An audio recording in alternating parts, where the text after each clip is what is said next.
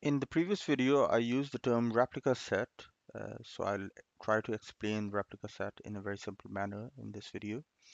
Replica set is mainly comprised of a primary server and at least one secondary server. You can have more than one secondary server. In this instance, I've got two servers, but you can have three, four servers as well. The idea is that you will mainly write to your primary server, and whatever you write in your primary server will get replicated on your secondary servers in real time.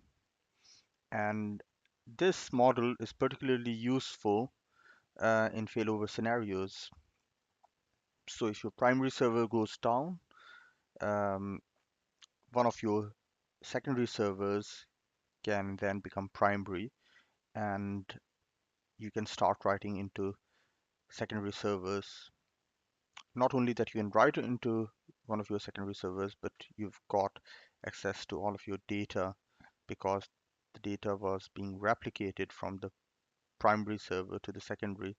So all the data will reside over here and you can smoothly write into the secondary server without any hiccup. I'm also showing an arbiter, and this is something which you would need to have in place for this failover scenario. If you don't have an arbiter running, then the replication can still work, but um, in case of any failover, the secondary server won't be able to become a primary server. Now, there are different ways you can um, set your replication strategy, but I'm not going to go into the details right now. Um, that is something which we can cover in the later video. In a production scenario, you can run your primary server and all your secondary servers on different VM machines. Um, Also, you can run your arbiter on a completely separate server. Um, but for the purpose of this demonstration, I will be running all the four, that is the primary server, the two secondary servers, and the arbiter on the same machine.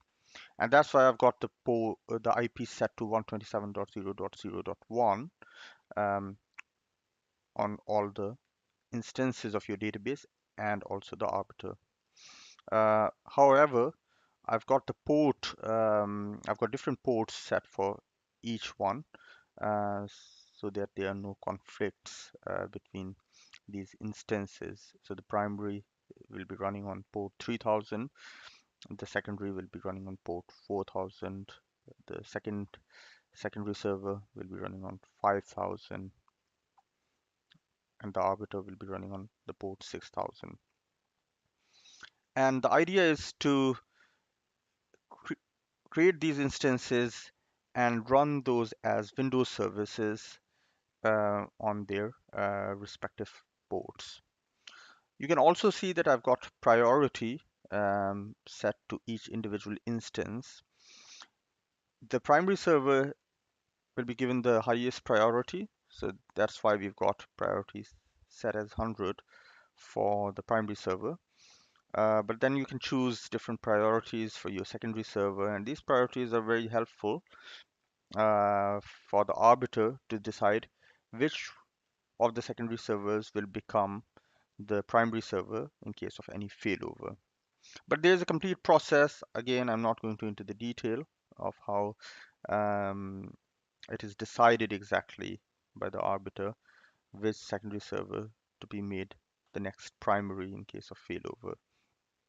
However, one thing is very clear, that if a secondary server has a priority 0, then that would not become a primary server in a failover scenario.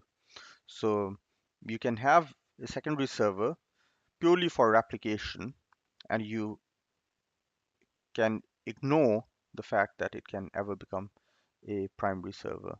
So in that scenario, you just need to set the priority 0. So this was a very brief discussion around the replica set.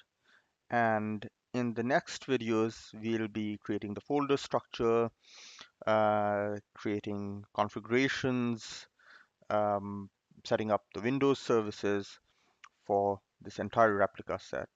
And that includes these three instances of your database and also the arbiter.